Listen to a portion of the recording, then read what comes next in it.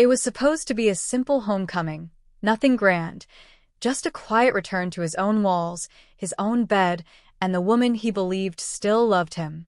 But life doesn't wait for a curtain to rise before exposing its ugliest truths. What Malik Johnson walked into that evening didn't just shake him, it unraveled everything.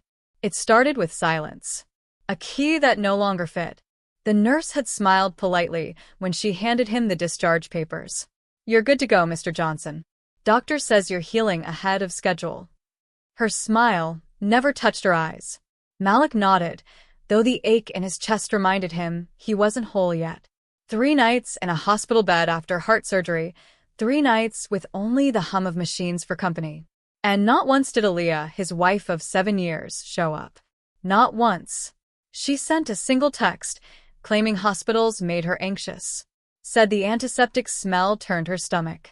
But Malik knew it wasn't the excuse that hurt him most. It was the silence. The absence. The empty hours where love should have been. Still, he told himself not to overthink. Maybe she was overwhelmed. Maybe. But somewhere beneath the stitches, something in him had already begun to detach. Please like and subscribe for more stories.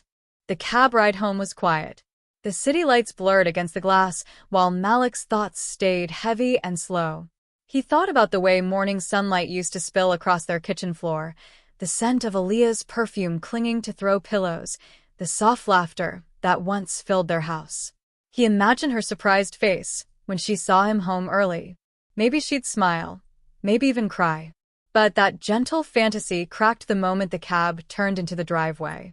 Aaliyah's car was already there, parked crooked, as if she'd rushed inside and never looked back. That wasn't her. She was meticulous, always quick to straighten, quick to make sure appearances stayed polished.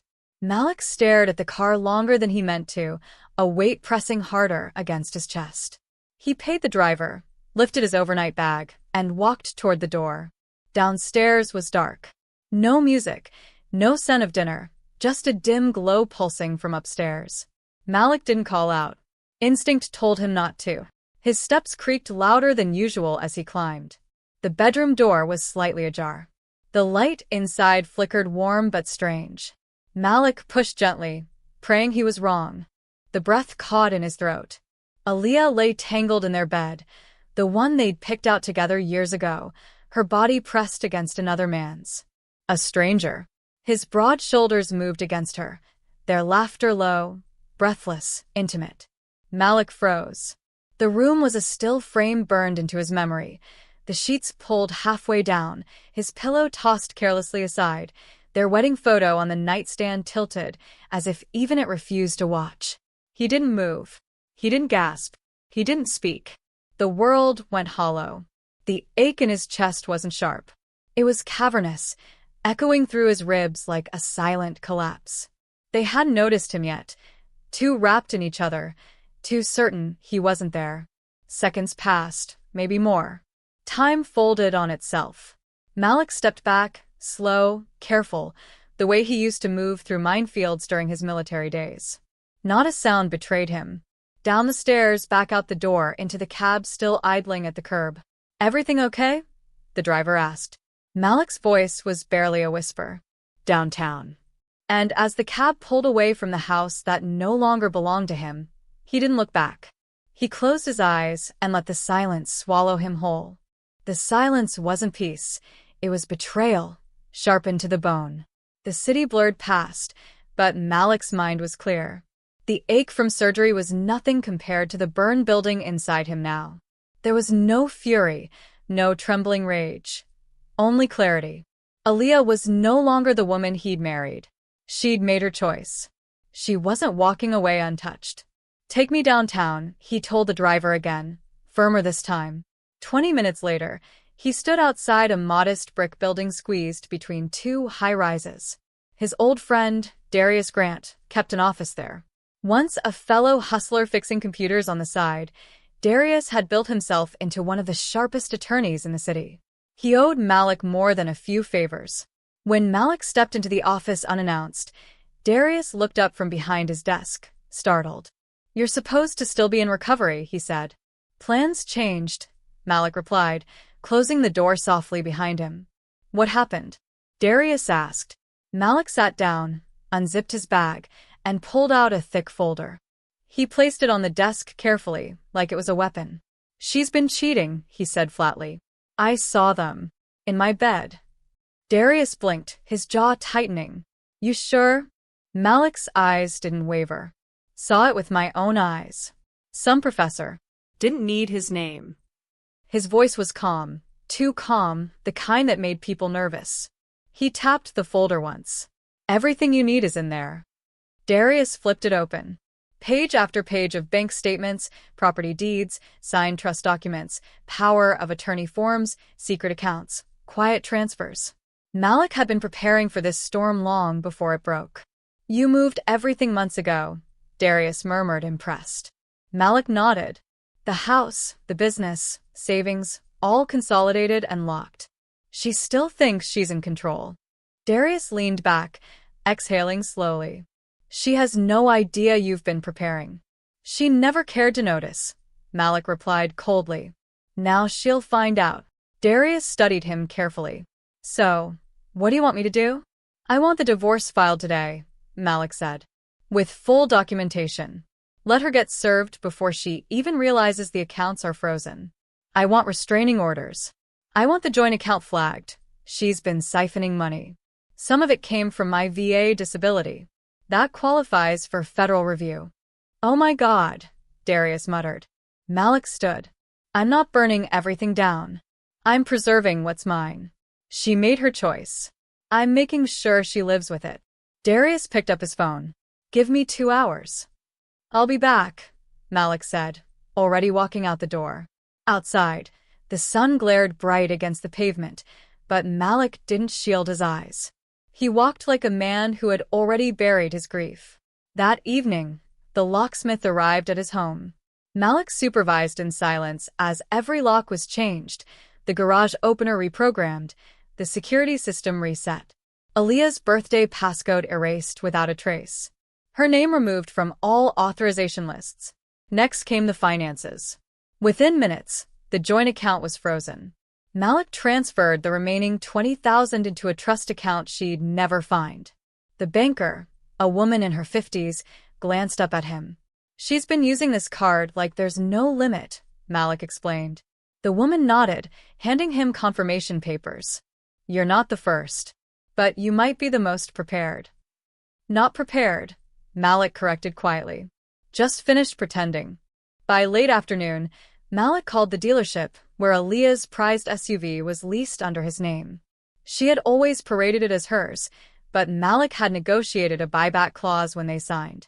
With one signature and a scan of his ID, the dealership sent a tow team. By nightfall, the car was gone, no warning, no confrontation. Malik sat across the street in Darius's black SUV, sipping coffee as he watched. Aaliyah appeared first, Evan, the professor, trailing behind her. They laughed as they walked up the drive, smug and comfortable in what they thought was theirs. She slid her key into the door. It didn't turn. Tried again. Nothing. Confusion wrinkled her face. Evan tried his own key, a spare she'd clearly given him. Also useless. Aaliyah knocked, then banged. Malik. Open the door. This isn't funny. Malik didn't move. You good? Darius asked quietly, passing him the coffee. Malik nodded once. Let her scream. Evan's voice rose. Yo, man, don't make this a thing. We ain't here to fight. Aaliyah's tone shifted from anger to panic. My car just got declined at the gas station. Evan's too. Malik, please. Malik set the empty cup down. Let's go. As the SUV rolled away, Malik looked back one last time. Aaliyah had collapsed on the porch, shoulders shaking, fists pounding the locked door. Evan stood useless beside her, face lit by his phone screen, probably searching for the missing SUV. Malik didn't gloat. He didn't smirk. He simply watched, eyes flat, heart steady. Checkmate. The next morning, Malik sat on the hotel patio downtown, watching strangers pass with coffee cups and earbuds. For the first time in days, he felt nothing. Not pain. Not rage. Just stillness. His phone buzzed. 10 missed calls from Aaliyah. 5 from an unknown number. A voicemail he didn't bother opening. He already knew the script: confusion, excuses, maybe fake tears. None of it mattered. Instead, he logged into the secure client portal Darius had set up. The divorce papers were filed. Temporary restraining order submitted, backed by video footage from his own home security system. Yes, Malik had reviewed it. She hadn't even bothered to close the blinds. The hallway camera had captured everything: her laughter, the shifting bed, betrayal made digital. It would speak loudly in court. But to Malik, it had already spoken enough. He moved on to the financial suit. The records proved Aaliyah had withdrawn thousands over recent months, much of it redirected to Evan. Worse, part of that money came directly from Malik's protected disability benefits. That wasn't just betrayal, it was a federal violation. If she returned the funds, it would stay civil. If she didn't, it became criminal. Malik didn't care which path it took.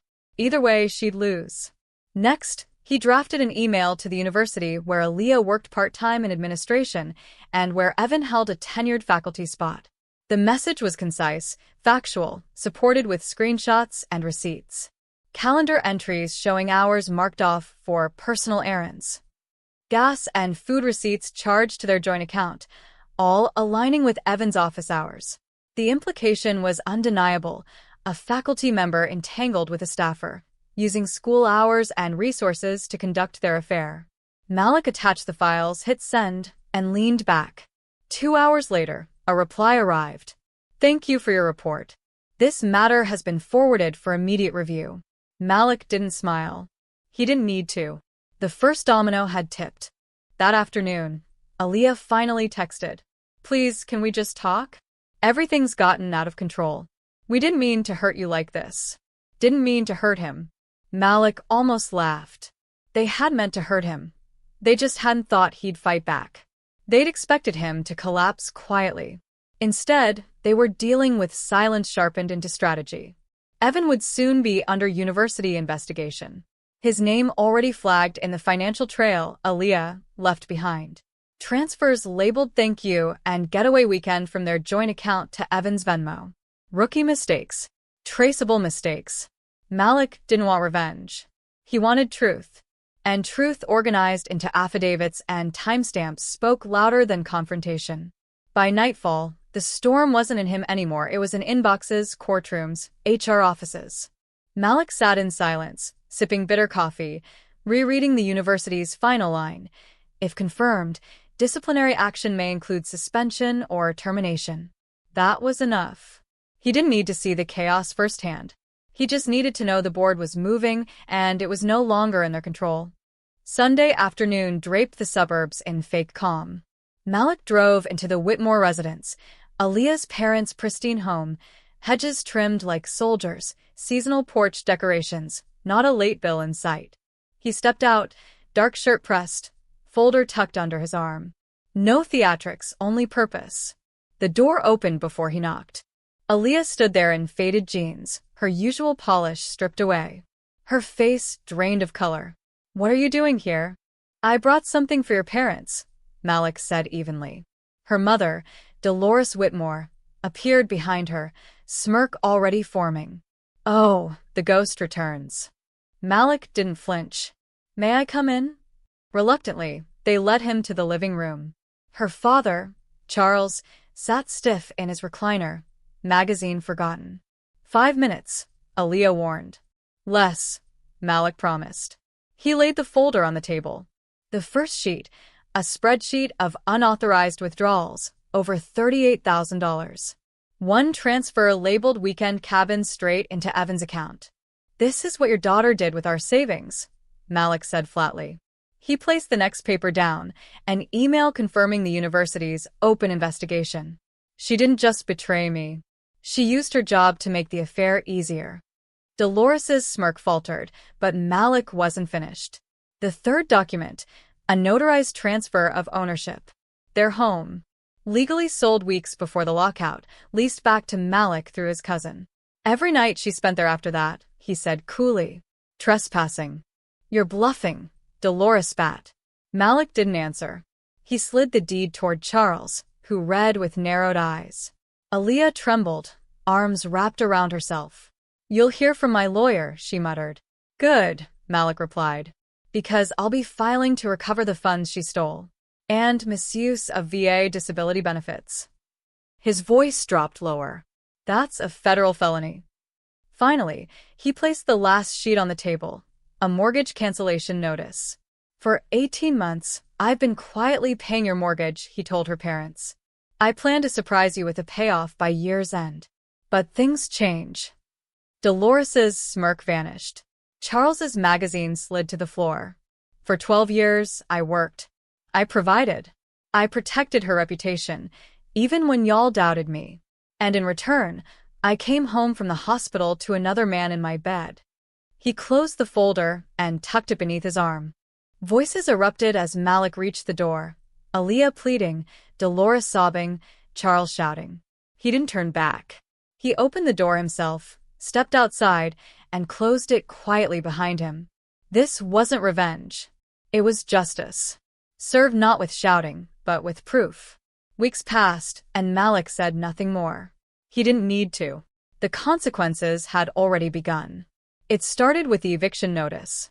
2 deputies in uniform taped it to the front door. Neighbors peeked from blinds as Aaliyah cried and pleaded. She had 24 hours to leave. Evan wasn't there. He had his own disaster. The university moved fast.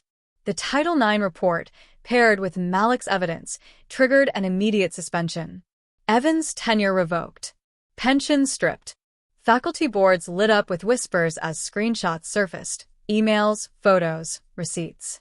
But the final blow came from Evan's wife, Renee.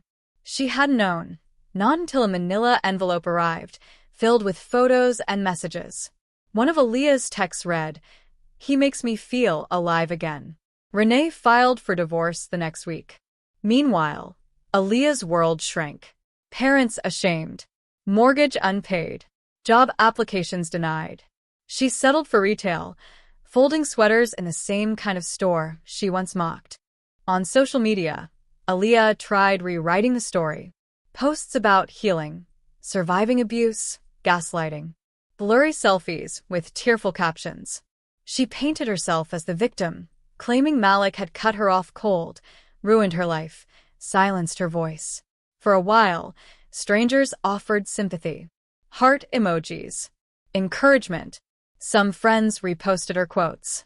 But then came one reply. From a burner account Malik had created. A single comment beneath her long post about toxic love. "Didn't you cheat on your disabled husband while he was in the hospital? In his bed? With another man? Curious if that's part of your healing journey too." The comment spread fast. Dozens of likes, shares, and follow-up questions. People started connecting dots. Screenshots resurfaced. Friends unfollowed. Some blocked her entirely. The carefully crafted image Aaliyah had clung to cracked, then crumbled. Malik never commented again. He didn't need to. He watched from a distance as her online stage collapsed, leaving her exposed to the truth she tried so hard to bury. It wasn't vengeance. It was silence, the kind that leaves no room for lies to grow.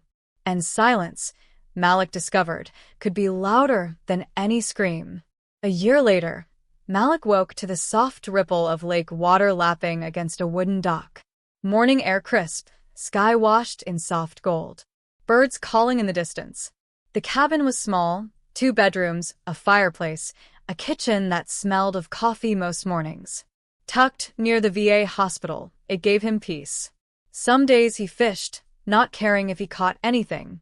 Other days he volunteered, helping fellow veterans sort through housing applications, custody battles, or simply sitting with them when the weight grew too heavy.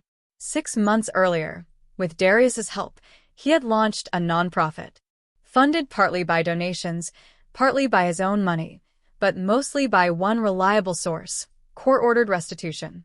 Every month, like clockwork, $5,231.90 transferred into the nonprofit's account. Signed off by Aaliyah Whitmore herself.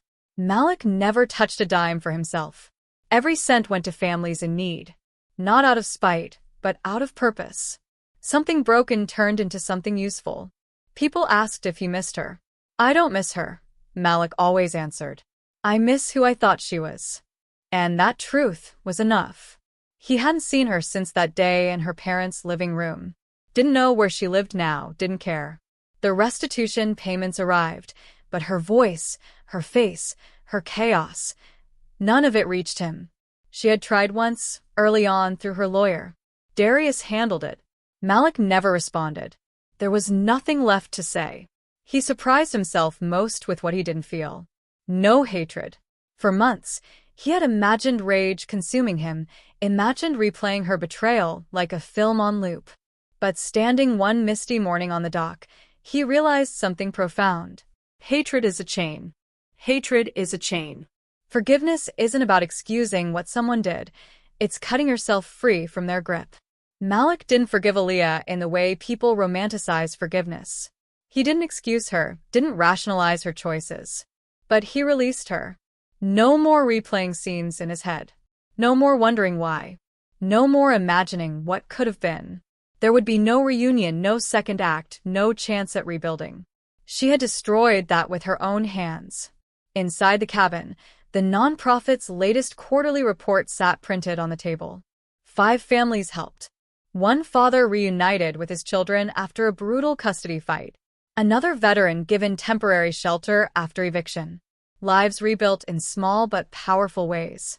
Malik read their names slowly, carefully, pride stirring in his chest. None of those people knew the story behind the funding. They didn't need to. That was never the point. Later, he walked the gravel trail behind his cabin, stopping at a weathered wooden bench that faced the lake. The breeze was cool against his skin. His chest, once torn by surgery and betrayal, felt steady now. For the first time in years, Malik wasn't looking backward. People often mistake silence for weakness. They think peace means surrender. But Malik knew better.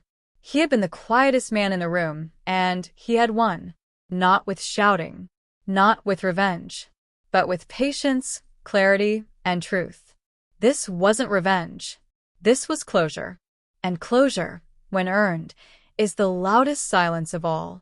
Some betrayals don't deserve confrontation. They deserve consequences. Malik's story wasn't about destruction. It was about reclamation.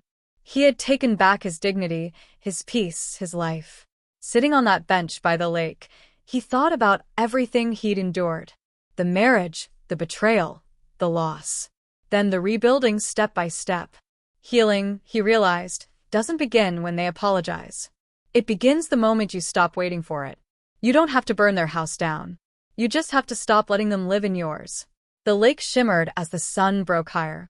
Malik leaned back against the bench, heart calm, breath easy. He wasn't anyone's victim anymore. He was a man who had chosen himself. And in that silence, steady, unshakable, he was finally free.